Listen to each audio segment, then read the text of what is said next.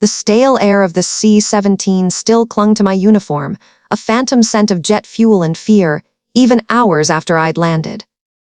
3 weeks ago, I was knee-deep in red dust, patching up bullet holes and shrapnel wounds under a blistering African sun, convinced I knew exactly what a hostile environment felt like. I'd faced down insurgents with AKs and RPGs, stared into the eyes of men who'd kill you for looking at them sideways, and walked away with a few new scars and a chest full of ribbons. But nothing, absolutely nothing, prepared me for the silence of this old log cabin, perched precariously on a jagged cliff overlooking the Bering Sea. The scent of salt and pine, a smell I'd once associated with comfort, now felt like a suffocating blanket. It was just past 7 in the evening, the Alaskan twilight stretching endlessly, painting the sky in shades of bruised purple and fiery orange that reflected off the churning waves. A welcome home dinner, they'd called it. The irony tasted like ash. I, Staff Sergeant Lena Olsen, call sign Valkyrie, combat medic, was home, and yet, the enemy felt closer than ever, cloaked not in camouflage, but in the grim, familiar faces of my own blood. My father, Olaf. He sat at the head of the heavy oak table, his silhouette etched against the single, flickering oil lamp, a man carved from the very same unyielding rock that made up these northern shores. His hands, gnarled and powerful, bore the tattoos of a lifetime spent wrestling with the sea anchors, ropes, the swirling vortex of a kraken. A former chief boatswain's mate, he'd captained fishing trawlers across these treacherous waters for decades, his face a roadmap of windburn and saltwater. Tonight, his silence was a weapon, sharper and more precise than any blade I'd ever encountered. He didn't look up from the steaming platter of halibut fresh, undoubtedly caught by his own hands just that morning, before the sun had fully risen above the horizon. Across from him, my mother, Astrid. Her movements were a silent ballet of duty and resignation. Her hair, the color of spun moonlight, was pulled back in a severe bun, and her hands, still nimble despite the years, arranged the sparse, simple dishes with an almost ritualistic care, boiled potatoes, some foraged greens, the ever-present sourdough bread. She didn't meet my gaze, her eyes, usually the stormy blue of the deepest ocean, fixed on some point beyond the window, beyond the roiling gray expanse of the sea. It was a familiar pattern, this dance of unspoken words, this choreography of avoidance. I'd seen it play out countless times before, but never with such a chilling weight. I cleared my throat, the sound a desperate plea for air in the vacuum of their indifference. I brought something, I said, my voice feeling strangely thin, lacking the usual authority I commanded in a field hospital. My hands, still bearing the faint tremor of adrenaline from my last mission, fumbled in my pack. I pulled out the wrapped package, a heavy, worn piece of canvas. Inside, nestled in faded velvet, was an antique brass nautical compass. It was old beautiful, its glass face slightly scratched, its needle a testament to true north. I'd found it in a dusty market in some forgotten corner of Djibouti, bartered for it with a handful of dollars and a story. On its polished back, I'd had it meticulously engraved Olaf Olsen, Great Captain. It was a tribute, a peace offering, a bridge across the chasm that had grown between us over the years, widened by my choices, by my uniform. I slid it across the table, the brass catching the lamp's weak glow. It came to rest directly in front of my father. My heart hammered against my ribs, a drum solo of hope and dread. I watched, breath held, as his eyes finally, slowly, shifted from the halibut. They landed not on the compass, not on the intricate engraving, but on my face. His gaze was like the glacial wind off the pole, cold, unyielding, stripping away all warmth. He picked up the compass. For a fleeting second, a flicker of something, perhaps recognition, perhaps even a memory, crossed his stoic features. Then, just as quickly, it vanished, replaced by an expression so remote, so utterly devoid of emotion, it made the blood in my veins feel like ice. He set it back down, carefully, deliberately, not even glancing at the inscription. It was a gesture of dismissal, brutal in its quiet finality. "Lena," he began, his voice a low rumble, devoid of any inflection, any hint of the father I remembered from fleeting, happier childhood memories. "You have 24 hours. The words hung in the air, thick and suffocating, heavier than any artillery smoke I'd ever breathed. My vision blurred for a moment, the lamplight stretching into distorted halos. 24 hours for what? To unpack. To explain. To pretend everything was normal. He continued, each word a hammer blow. Pack your things and leave. My mind reeled leave. But this was home. This was my home. The waves outside crashed against the cliffs, a fitting soundtrack to the storm brewing inside me. I was a soldier, a staff sergeant, not a runaway child. I'd walked away from direct orders to save lives, made life or death decisions in a split second, and faced court-martials without flinching. This was different. This was betrayal. Then came the coup de grace, delivered with the casual indifference of a man discussing the weather. Your entire share in the fleet, it's been transferred. The fleet, our fleet, the Olsen Fishing Company. 3 trawlers, built with the sweat and sacrifice of generations, their names etched into the very fabric of my family's identity, my inheritance, my birthright, gone, just like that. My mother, Astrid, finally moved. With the same quiet, almost ethereal grace, she reached for my untouched dinner plate. Her fingers, usually so gentle, were firm as she lifted it from the table. She carried it to the small, cast-iron sink, then scraped the still warm halibut and potatoes into the compost bin. The clatter of the ceramic against the metal was the loudest sound in the room, a mournful chime that echoed the breaking of something precious inside me. It wasn't just my plate she was clearing. It was me, my place at this table, my existence in this house. In that stark, brutal moment, as the last of my welcome home meal disappeared into the refuse, I understood. They weren't speaking to Lena, their daughter, the one who used to chase puffins on the beach and bait hooks for her father. They were giving orders to an outsider, a stranger, a commodity that had outlived its usefulness. But they had forgotten one crucial detail. They had forgotten that this daughter was Staff Sergeant Lena Olsen. They had forgotten that the military had taught me many things, carved me into something harder, something sharper. And one of the most fundamental rules of that life, etched into my very soul, was this: you never, ever leave a soldier behind. And I, Valkyrie, was far from being left behind. I was just getting started. The fight for my home, for my legacy, was about to begin. And this time, the enemy wore familiar faces. The desert wind howled, a relentless, dry whisper carrying with it the ghosts of choices I'd made, or, rather, choices that had been ruthlessly carved out for me. My left hand, calloused from years of gripping a rifle and a wrench, instinctively found the thin, white line just above my left eyebrow. It hummed with a phantom ache, a souvenir from a lifetime of putting out fires, both literal and metaphorical. On base, they called me Valkyrie, a name that tasted of steel and legend. But back home, I was just Lena, the dependable one, the ever-sacrificing sister, the eternally forgiving daughter, the damn ATM that never ran dry for ***. Funny, isn't it? How a warrior's spirit, honed on battlefields, could feel so much like an endlessly depleted bank account, bled dry by the very people you fought to protect. It was somewhere in the scorching, God-forsaken dust of a nameless village in Africa, the air thick and heavy with the metallic scent of cordite and the raw desperation of survival, when the first real crack appeared in the seemingly impenetrable edifice of my resolve. We were dug in deep, the sun a relentless, brutal hammer blow at high noon, beating down on our helmets. Every breath tasted like grit and fear. We were waiting, perpetually waiting, for the all clear, or perhaps for another deafening, earth-shattering wave of incoming fire. The comms unit strapped to my shoulder crackled to life, the static a jagged edge against my ear. And then, my mother's voice, thin and reedy, strained with an urgency that sliced through the battlefield noise like a razor wire. Lena, please, it's Eric. He's done it again. Gambling, drugs. The company, it's going under, honey. We need $80,000. By tomorrow morning. The words hit me harder than any bullet. 80,000. My hazardous duty pay, my combat bonuses, every single penny I'd bled for, saved for, every ounce of sweat and terror I'd endured, dreaming of a future that was finally mine.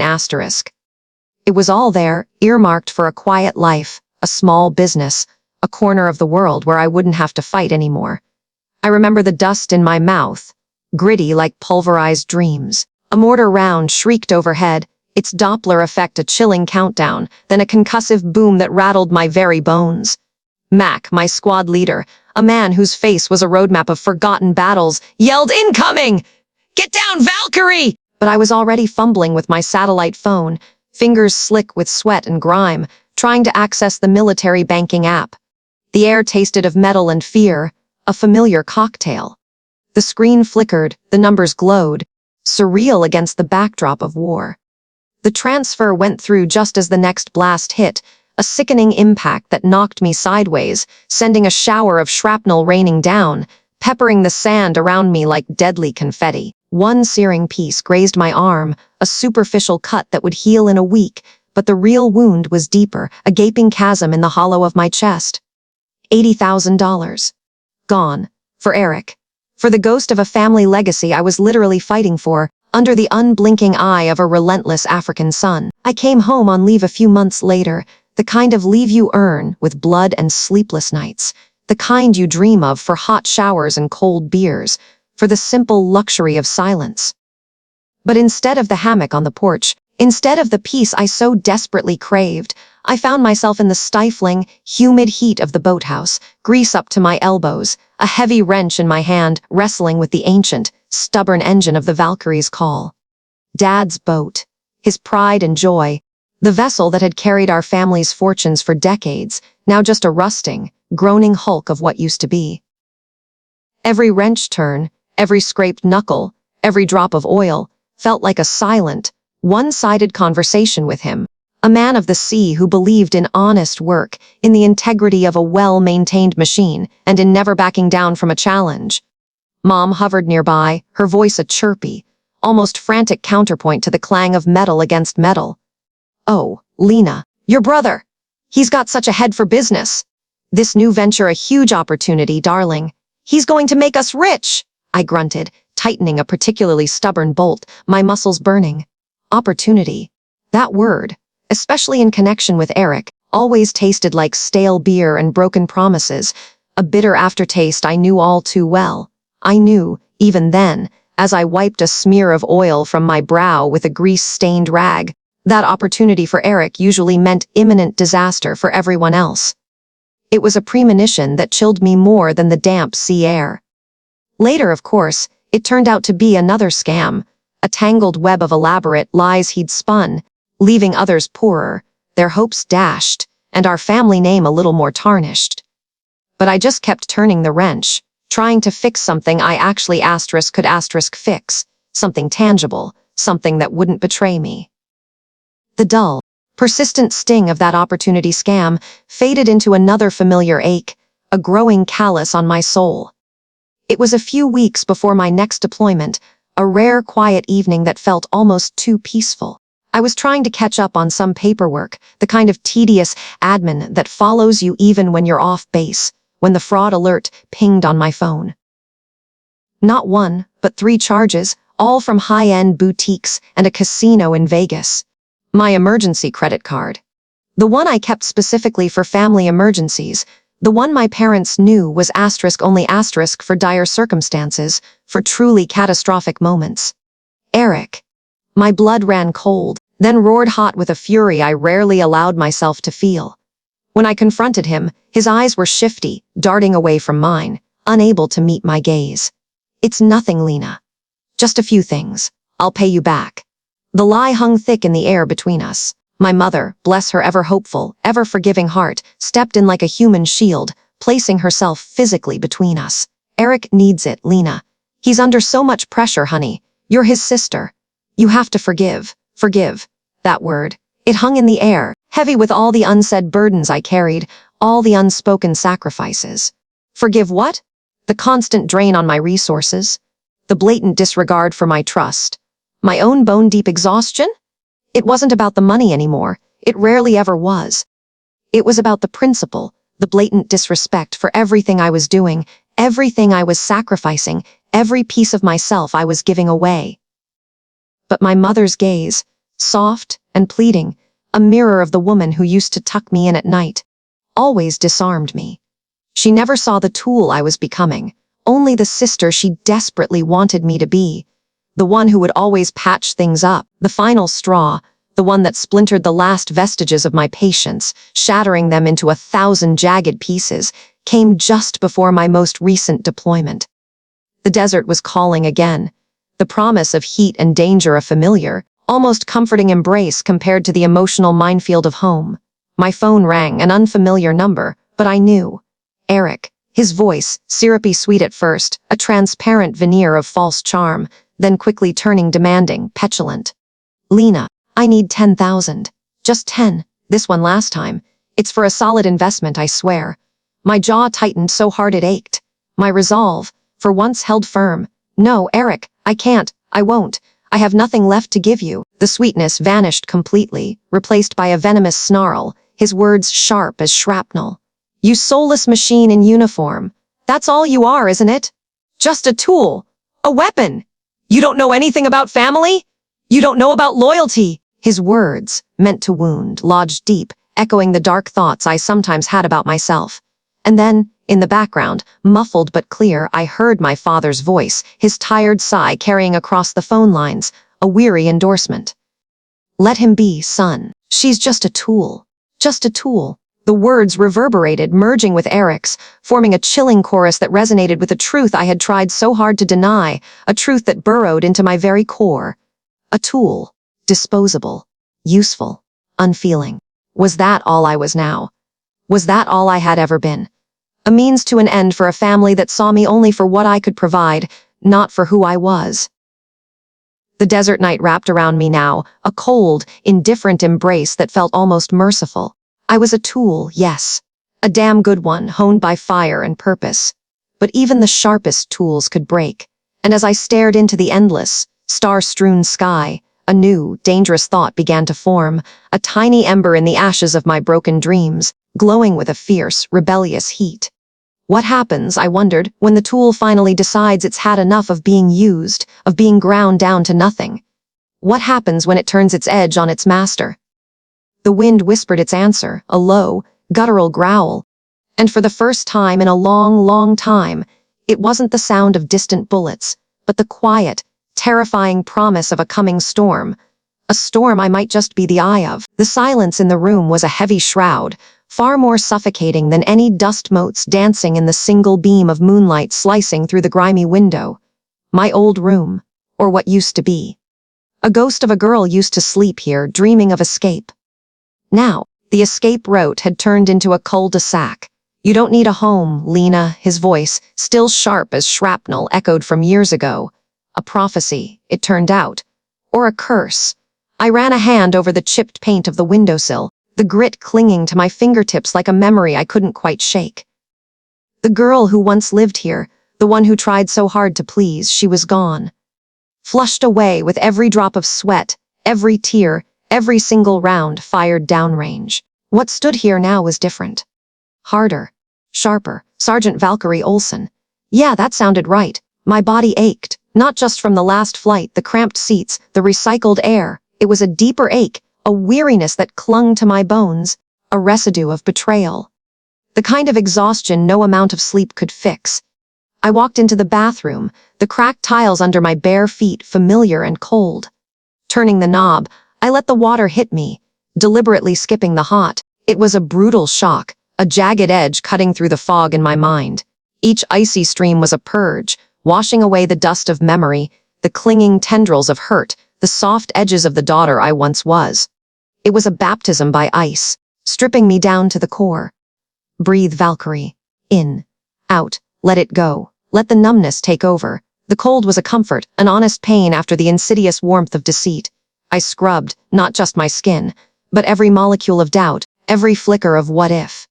When I stepped out, wrapped in a thin, worn towel, my skin was pink and tingling, my mind a cold, clear slate.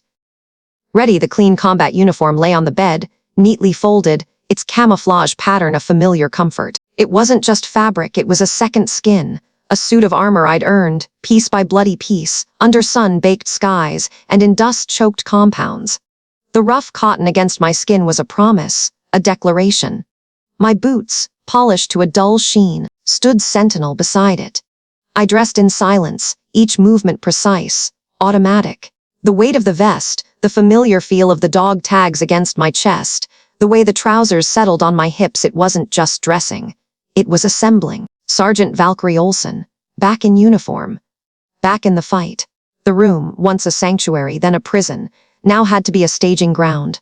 No sentimental lingering. I moved with a practiced efficiency that would make any drill sergeant nod in approval. Everything had a place. Every surface was wiped down. Every item squared away. The few photos of a smiling, younger me with my mother, I tucked them into a small, nondescript box. Memories were ballast I couldn't afford right now. The room transformed from a personal space into a sterile, functional box, a cleared combat zone ready for the next mission. It felt right. Empty, but right. It was long past midnight when I finally locked the door behind me. The streetlights cast long, distorted shadows, making the familiar suburban landscape feel alien, hostile. My old pickup, reliable and battered, sat waiting. Its engine purred to life with a familiar grumble, a loyal companion. I drove, not really knowing where I was going, but needing to move, to put distance between myself and the ghosts of that house. The glow of a neon sign pierced the inky blackness a few miles out the Anchor's Rest. A diner. Always open. Always anonymous. Perfect. Inside, the smell of stale coffee and frying grease was oddly comforting. A couple of truckers sat hunched over plates of eggs, their faces etched with the fatigue of long hauls. I slid into a booth at the back, furthest from the door, a tactical choice I didn't even have to think about anymore. The waitress, a woman with tired eyes and a name tag that read Brenda, brought me a mug of black coffee and a menu I didn't need to look at. My mind was already racing, replaying, dissecting. That gnawing question, a persistent bug in my ear, $80,000. What did I buy? The blood, the sweat, the years, the pieces of myself left behind in the dirt and sand. What was the tangible return? The answer, when it came, was a hammer blow to the gut. An eviction notice.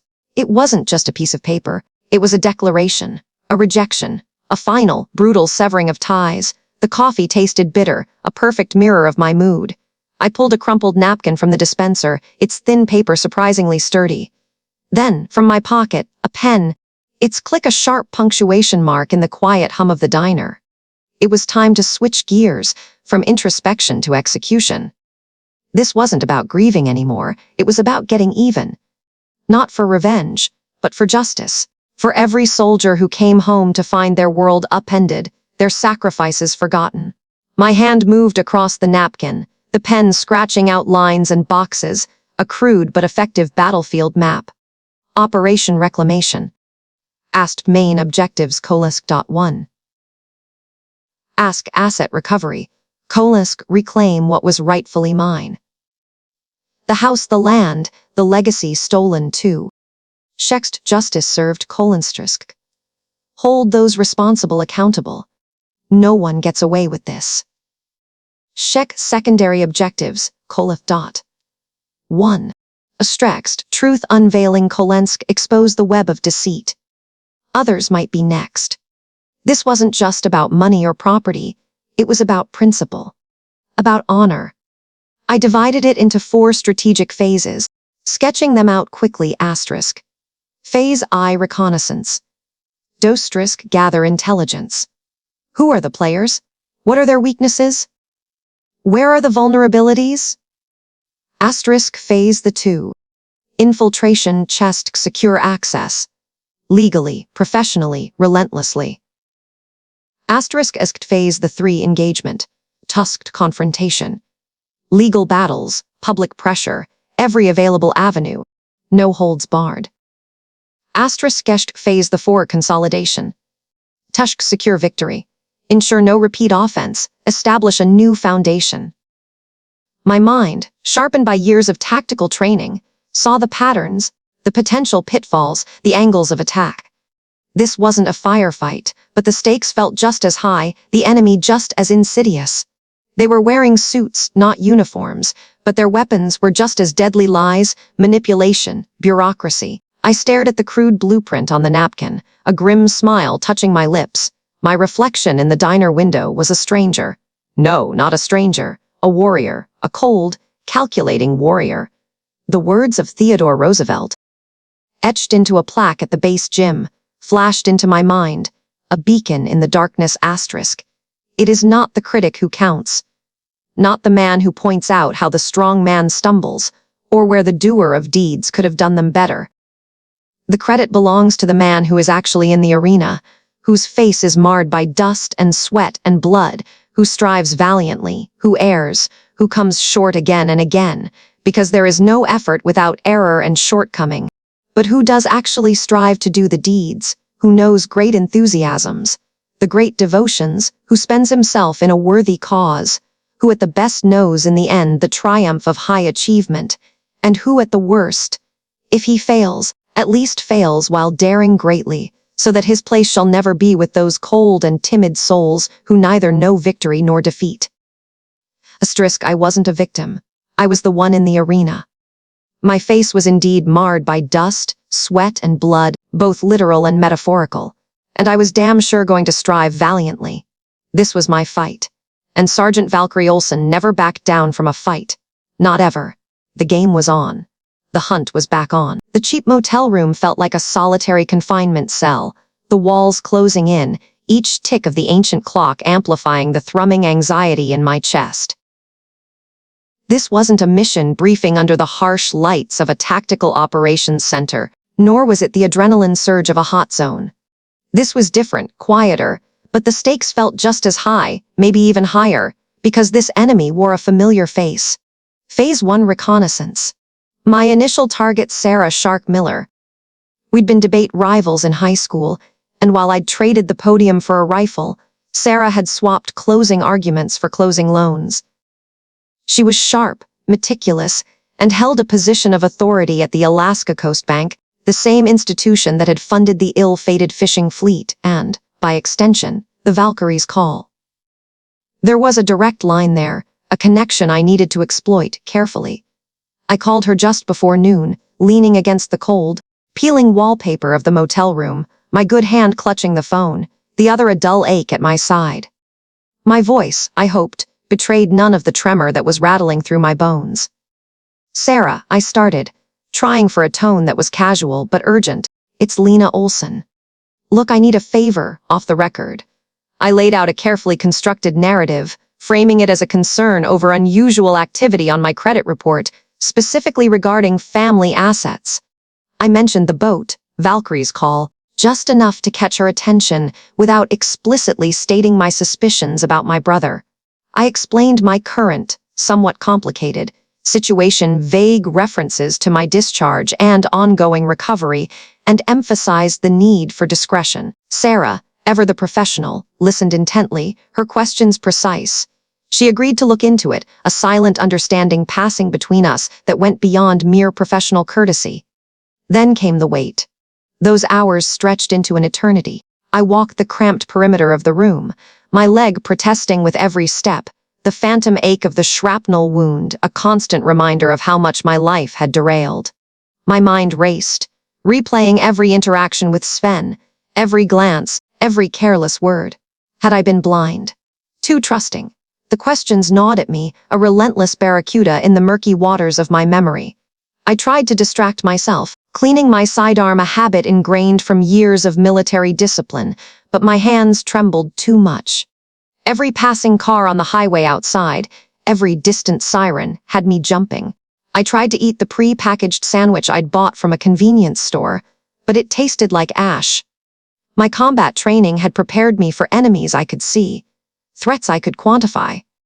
This insidious, invisible betrayal was a different kind of war, fought on a terrain I barely understood. The phone finally rang a little past 3 in the afternoon. I snatched it on the first ring, my heart hammering against my ribs. It was Sarah. Her voice, usually so composed, was strained, barely above a whisper. "Lena," she said, and there was an edge to her tone that sent a chill down my spine. "You need to sit down." I dropped onto the edge of the cheap mattress, the springs groaning in protest.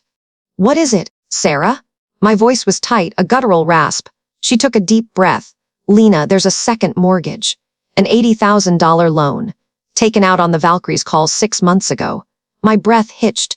"And you," she continued, the words dropping like stones, "are listed as the primary borrower."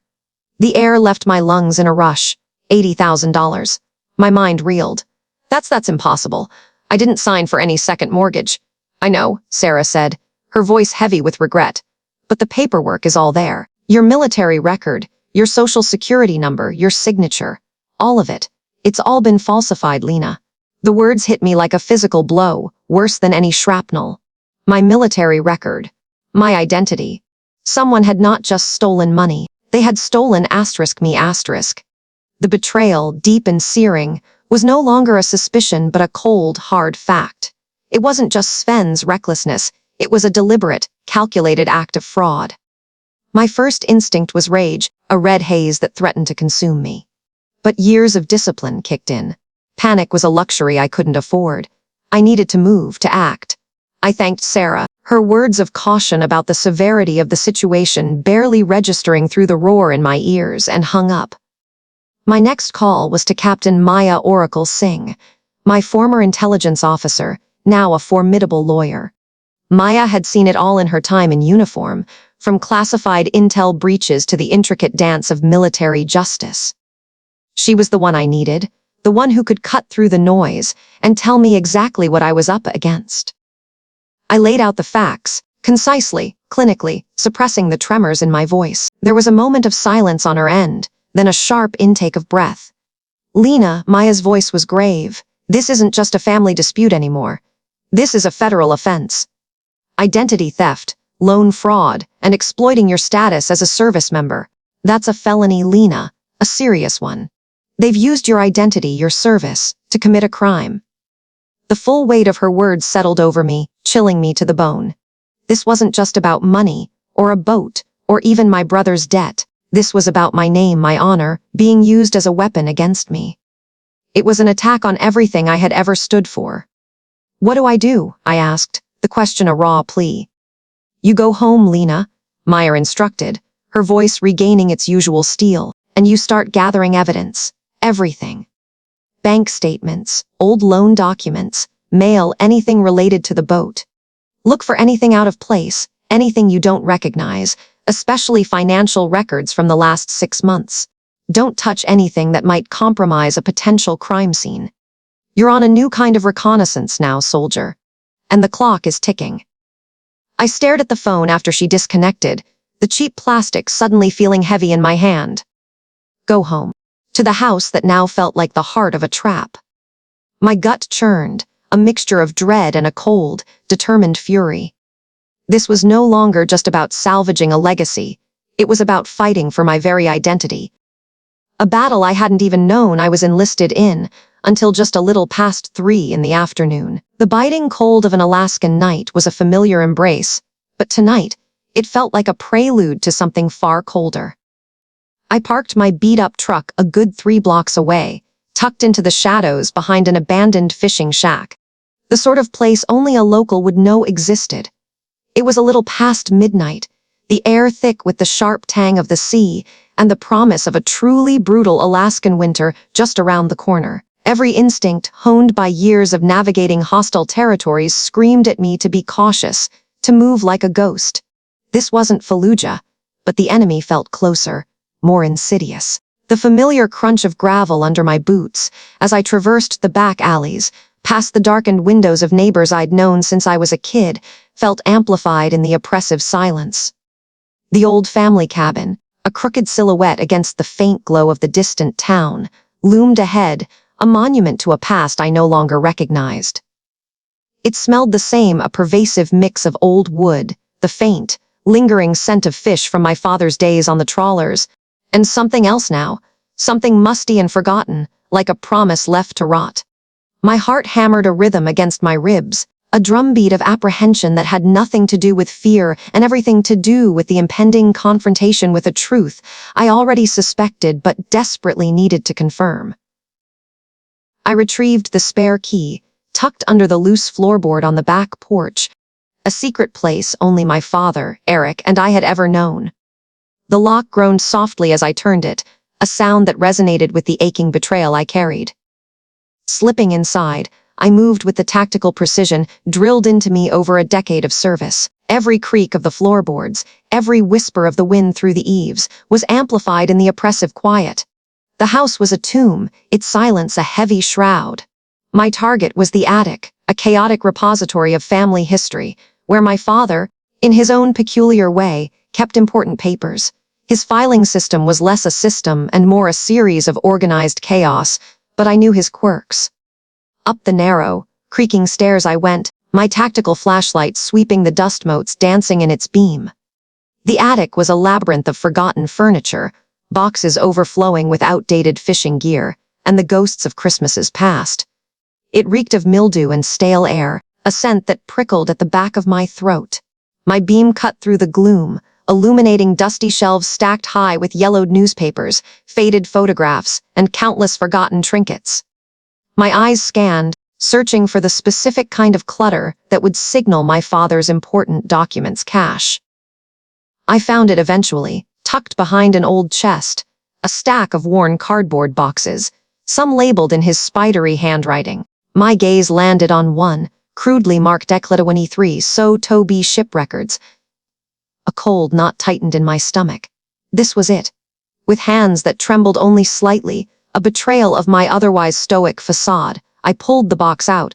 Inside, beneath a jumble of old invoices and repair receipts for the family trawler, lay what I was looking for.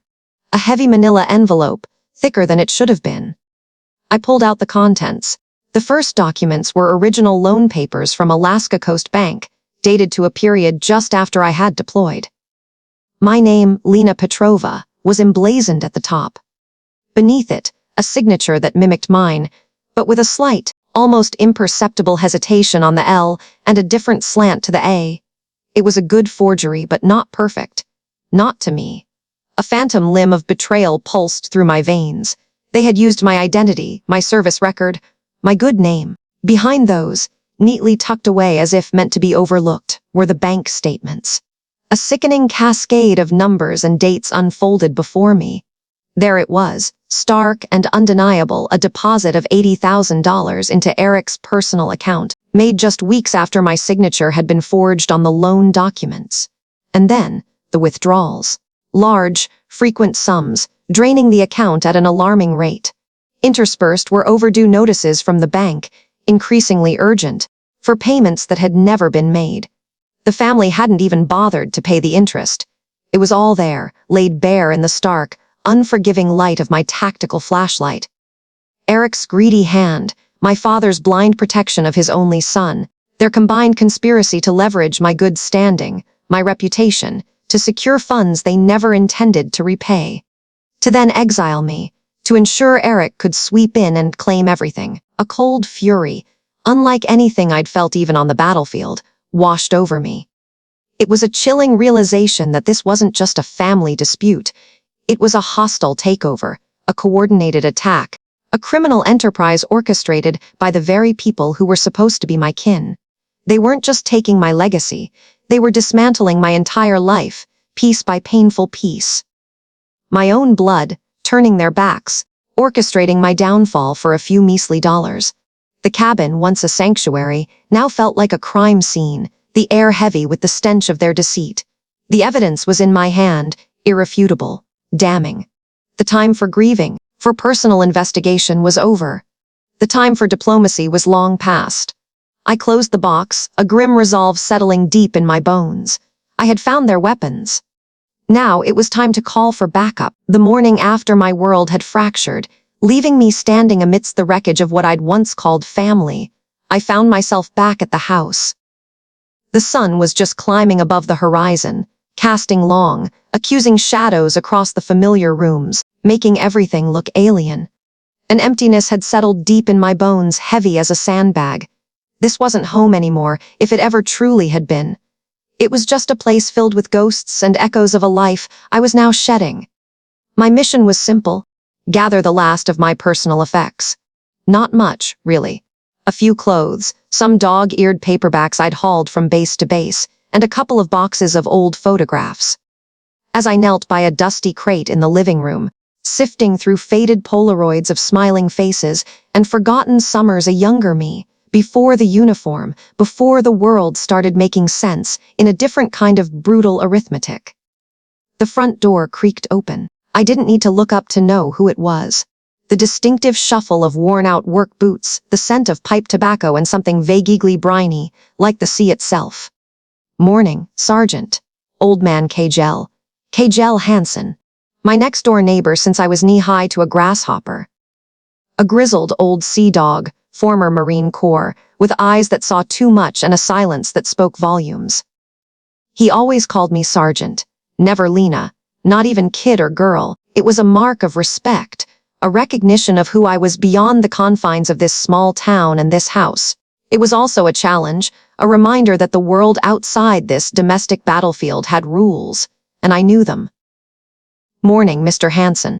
I replied, my voice a little rougher than usual. I didn't bother with a lie. He'd seen me come and go, seen Eric's car parked idly in the driveway for days while mine was gone. He knew. He leaned against the doorframe, his gaze sweeping over the haphazard boxes, then settling on me. His face, etched with decades of sun and salt and the kind of hard-won wisdom only a combat veteran carries, softened, but not with pity. Never pity. Packing up, I see. It wasn't a question. I nodded, picking up a photograph of Valkyrie's call from when she was new, gleaming white, before rust and neglect began their slow assault. Just clearing out the last of it. Kjell grunted, a sound that could mean anything from agreement to exasperation. Heard a lot of noise coming from here last night. Yelling, sounded like the usual. He paused, letting the implication hang in the air like gunpowder smoke after a firing drill. Your folks, they're your folks. Always have been. I braced myself for the lecture, the gentle admonishment to forgive family, to let bygones be bygones. The kind of small-town platitude that grated on my nerves like fingernails on a chalkboard, but it never came. Instead, Kjell pushed off the doorframe, walked a slow circle around the living room, his eyes taking in the clutter, the untouched dust on the mantel, the faded glory of a house that had seen better days. He stopped in front of me, his shadow falling over my bent head. You know Milan, he said, using my old nickname, the one from before I joined up, the one Eric had corrupted. But Kjell said it with a different cadence, almost a reverence. I remember when that boat was just a hull. Saw you out there day in, day out, with a wrench in your hand or a paintbrush, sanding away at the fiberglass until your arms probably felt like they were going to fall off. Through the heat of summer, through the sting of winter. While Eric was well, Eric was doing whatever Eric does. He let out a dry chuckle that had no humor in it. Never saw him lift a finger on Valkyrie's call *. Not once. A tightness in my chest eased, just a fraction. It was like a long-held breath finally escaping. He saw. He really saw. We knew Lena, he continued, his voice dropping to a low rumble, the kind that could carry across a stormy deck. We knew who was truly keeping this place afloat, who was the real backbone. Don't you ever, doubt that. Those words hit me with the force of a tidal wave. Not because they were kind, but because they were true. They weren't born of pity, but of cold, hard observation and undeniable recognition. It was the acknowledgement I'd craved my whole life, not from my family, but from someone who understood what real work looked like. What commitment meant. It was the recognition of a soldier for another soldier, regardless of rank or branch. My throat tightened and for a moment I couldn't speak. Just then, the screen door swung open again and Ingrid, Kjell's wife, bustled in, a warm, fragrant aroma trailing behind her. She was a small woman, but her presence was immense, like a freshly baked loaf of bread in a cold kitchen. In her hands was a plate piled high with golden brown honey cakes, still steaming. Lena, dear, she murmured, her blue eyes, soft as a summer sky, meeting mine. Before I could even stand up properly, she was kneeling beside me, wrapping me in a fierce, unconditional hug. It smelled of flour, cinnamon, and the kind of steadfast love I'd only ever seen in movies. We're always so proud of you, Lena.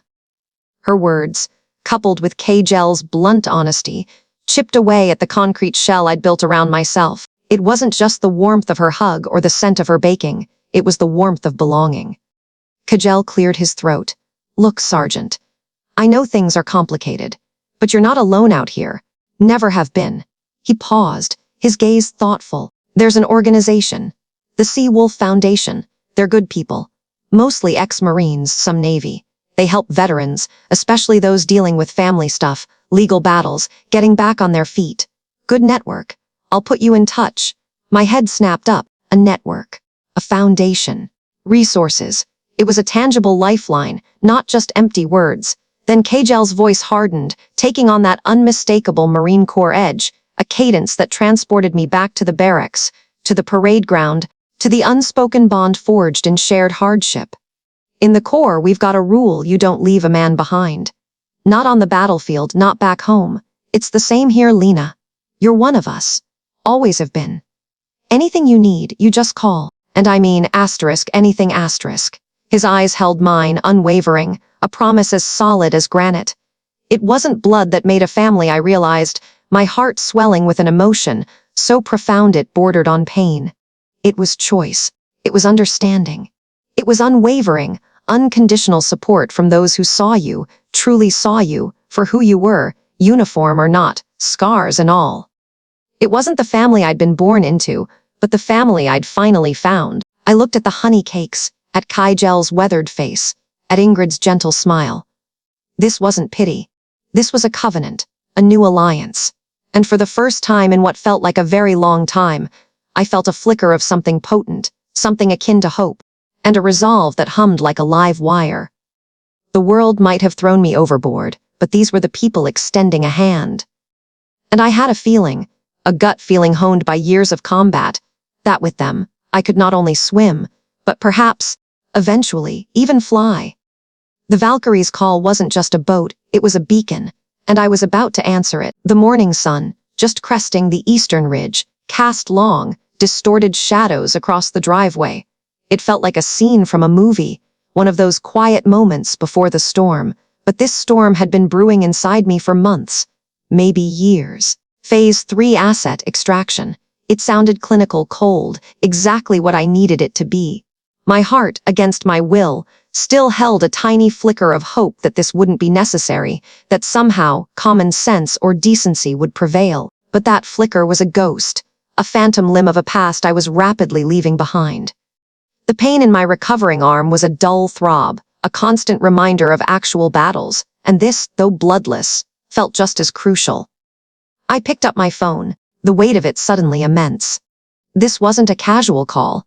I dialed the number for Arctic Movers, a company I'd researched meticulously. Veteran-owned, veteran-operated. They understood missions. The man who answered had a voice like gravel, honed by too many shouted orders and too much dust. Arctic Movers, Staff Sergeant Miller speaking. Sergeant Olsen here, I stated, my voice steady, betraying none of the tremor in my chest. I need a quick asset extraction team. Mission window, 4 hours, starting just before 9 this morning. Requirements, speed, efficiency, minimal footprint. Classified mission parameters, strictly need to know, but assume non-hostile environment with potential for emotional resistance. There was a beat of silence, then a low chuckle. Understood, Sergeant. We specialize in delicate extractions. Consider it handled. Team will be on site within the hour. Look for a blue rig. Crew chief will be a former Marine. Name's Rodriguez. He likes strong coffee and direct orders. Copy that, Miller. Over and out. I hung up, a strange mix of dread and satisfaction settling over me. The die was cast. True to his word, a massive blue moving truck, gleaming despite its utilitarian purpose, rumbled down the street precisely 40 minutes later. It pulled into the driveway, dwarfing my small sedan. 3 men, all built like brick houses, moved with an economical precision that spoke volumes of their training. Crew Chief Rodriguez, a burly man with kind eyes and a no-nonsense jaw, offered a quick salute. Sergeant Olsen. Rodriguez, sir. Ready for extraction. It's ma'am, Rodriguez. I corrected gently. But yes, ready. I handed him a clipboard with a meticulously organized list, each item cross-referenced with receipts I'd pulled from a waterproof file. Everything on this list, purchased with my U.S. Army pay. Furniture, the fishing gear in the garage, the new outboard motor for the boat, all my power tools in the workshop. Only items I bought, clearly delineated. He scanned the list, his brow furrowed in concentration. Understood, ma'am. We work clean. Nothing extra, nothing less. And with that, they went to work, a silent, efficient machine, dismantling, wrapping, loading. It was just after 10, a little over an hour into the operation, when my parents' car screeched to a halt in the driveway. Their faces, even from a distance, were a ghastly white. My mother's mouth opened, but no sound came out, only a strangled gasp as she took in the sight of men carrying my living room sofa out the front door. She stumbled towards Rodriguez, tears already streaming. "Please, you can't do this. This is our home. You can't just take everything." Rodriguez, a picture of professional calm, met her gaze. "Ma'am, we are contracted for a lawful asset extraction. All items being removed are confirmed property of Sergeant Olsen, purchased with her verifiable income. Our mission is strictly limited to these items." He didn't raise his voice, but the firmness in his tone was like an iron gate slamming shut. My father, his face contorted with rage, pushed past her. "Lena, what in God's name are you doing? Stealing family property.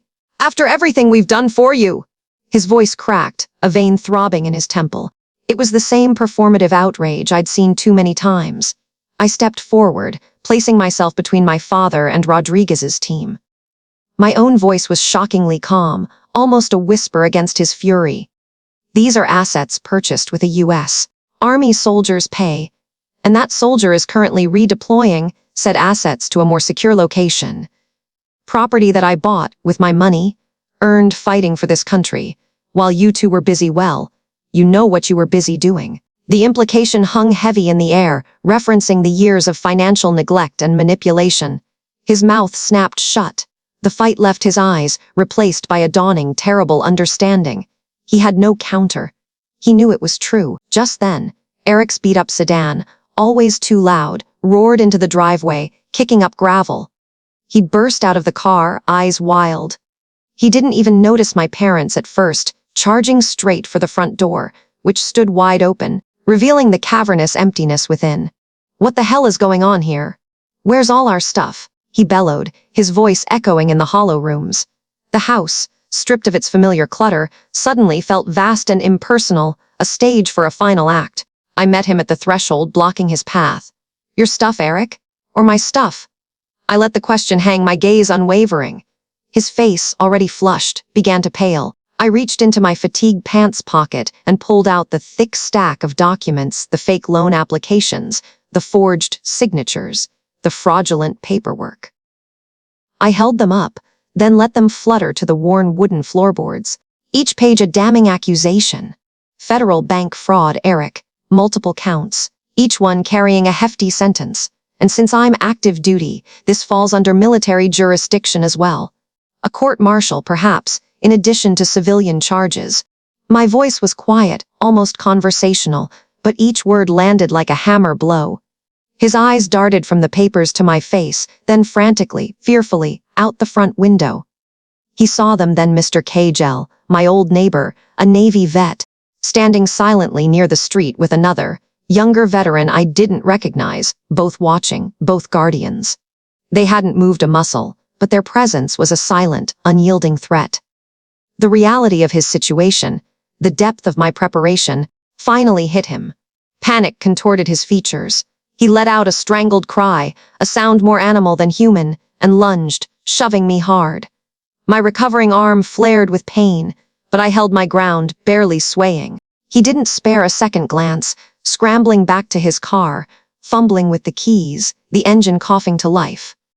With a desperate screech of tires, he tore out of the driveway, leaving a cloud of dust and the pungent smell of burning rubber behind him. I watched him go, feeling nothing but a profound emptiness. No triumph, no joy. Just the quiet satisfaction of a mission accomplished. My parents stood rooted, pale and silent, the tableau of their stunned faces a testament to the shattered illusions.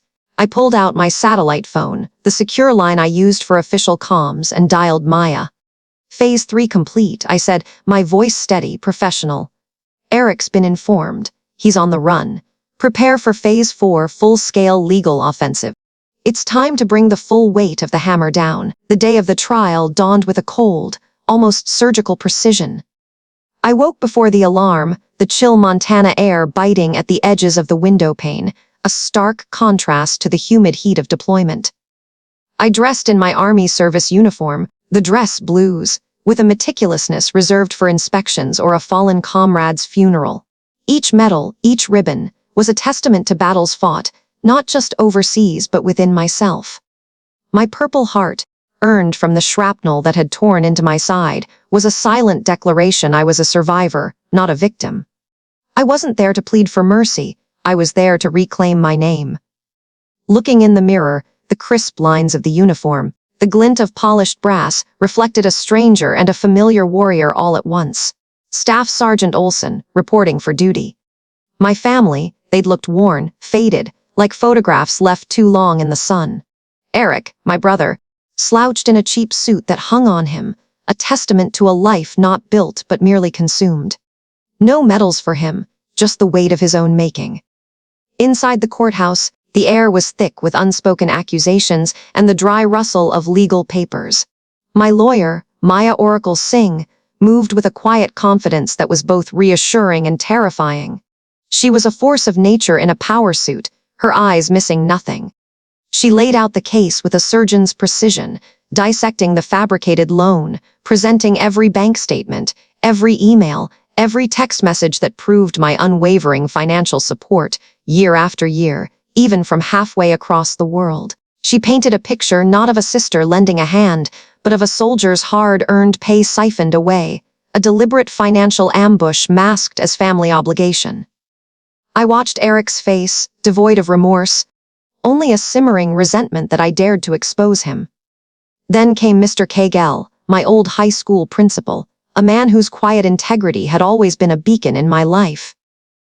He testified to my dedication, my grit, my scholarship, and then, with a heavy heart, to Eric's long history of irresponsibility, his charming lies, his endless string of unfinished projects and broken promises. His words were a truth serum for the court, cutting through the fog of sentimentality that my family had tried to weaponize. The most damning moment, though, came from my own father, Pedro. Under cross-examination, his face drawn, the opposing counsel asked him about my financial sacrifices, about the years I had poured my earnings into their lives, into Eric's failed ventures. Didn't Lena sacrifice so much for your family? The lawyer pressed, hoping to elicit a plea for sympathy, a recognition of my burden. Pedro paused, then looked straight ahead, his voice flat, devoid of emotion, like he was reciting a well-worn mantra. That was her duty, he said, just like that. It was her duty. A cold, hard clarity settled over me. Not a shock, but a final, definitive severing. The last thread of hope, of longing for their love snapped. My duty. Not love, not gratitude, just duty. I closed my eyes for a brief moment, the sound of the air conditioning a low hum, trying to hold on to the image of the sun rising over the Kandahar mountains, not the fluorescent glare of the courtroom. The judge, a woman with tired eyes, and a voice that commanded absolute silence, finally delivered her verdict. The $8,000 loan, the very root of this ugly mess, was deemed fraudulent and cancelled. My name was cleared, wiped clean from all records. My family, in turn, was ordered to bear all legal costs and to pay me a significant sum for emotional damages. A hollow victory, perhaps, but a victory nonetheless. And then, the final, crushing blow for Eric the boat, the Valkyrie's call, the symbol of his grand delusions, was to be seized and sold to recover the bank's investment. I watched the color drain from his face, a raw, primal despair that finally cracked his arrogant facade. As for me, a strange emptiness settled in my chest, a quiet after the battle. The war was over, but the field was still silent. In the hours and days that followed, my phone became a battleground of a different kind. Message after message flooded in from my family, a torrent of manipulation, self-pity, and furious accusations. There was no remorse, no apology, just a desperate attempt to regain control, to paint me as the villain. Eric raged about the boat, about his ruined life. My mother cried about our broken family. My father, in clipped, angry texts, reminded me of what a disappointment I was. It was a symphony of gaslighting, a final desperate assault on my peace. And then, with a deep, cleansing breath, I blocked them all. Every single number. The physical sensation of that burden lifting from my shoulders was almost palpable, like shedding a heavy pack after a long march. The silence that followed wasn't just quiet. It was freedom. 6 months later, Missoula, Montana, felt like a world away from the dusty roads of Afghanistan and the cold halls of justice. My new apartment, small but bathed in natural light, was a blank canvas. I spent weeks painting the walls, a soft, muted sage green, a stark contrast to the sterile white of the barracks. I arranged the few salvaged pieces of furniture, uncrating the boxes of my life that the military had kept in storage for me. On one wall, I hung a mosaic of photos, my squad in Iraq, laughing during a rare moment of downtime, Sarah and me, covered in mud after a particularly grueling training exercise, Maya, holding up a ridiculously oversized coffee mug, her smile genuine. These were my family, etched in courage and loyalty, not blood. We'd shared MREs under desert stars, sweated through PT in the pre-dawn dark, covered each other's six when the world went sideways. That, I realized, was the true meaning of family. One crisp afternoon, Sarah and Maya burst in with pizzas and a bottle of cheap wine, filling the small space with laughter and easy conversation. We toasted to new beginnings, to old wounds finally healing, to friendships forged in fire. Their presence was a warm blanket, a reaffirmation that I was not alone. The Army, for all its demands, had given me more than a career, it had given me a tribe. Soon after, a promotion came through. Staff Sergeant Lena Olsen. The new rank felt good, earned through sweat and sacrifice, not through someone else's misguided expectations. And with it, new orders. Grafenwörter, Germany. I was to be an instructor at the engineer school, teaching the next generation of combat engineers how to build and how to survive. A new challenge, a chance to impart the hard-won lessons of the battlefield, to shape young minds before they faced the crucible themselves. With the compensation money from the lawsuit, I didn't splurge. Instead, I established the Olsen Honor Scholarship at my old high school, specifically for students pursuing engineering or STEM fields. A small ripple, perhaps, but a way to ensure that someone else, someone with real talent and a genuine desire to build, wouldn't have to bear the crushing weight of someone else's dream. One quiet morning, just after sunrise, I stood on my small balcony, a mug of coffee warming my hands. The air was cool, carrying the scent of pine and fresh earth. A new day, a new life. The legal battle was a distant echo, the manipulative messages a forgotten nightmare. I was Staff Sergeant Lena Olsen, a combat engineer, an instructor, a friend. And for the first time in a very long time, I was the undisputed commander of my own life. Every person, I now understood, has the right to define their family, to forge their own path, and to claim mastery over their own destiny. My journey, however winding, had led me here. And the future? It was wide open, like a clear sky over a freshly built bridge.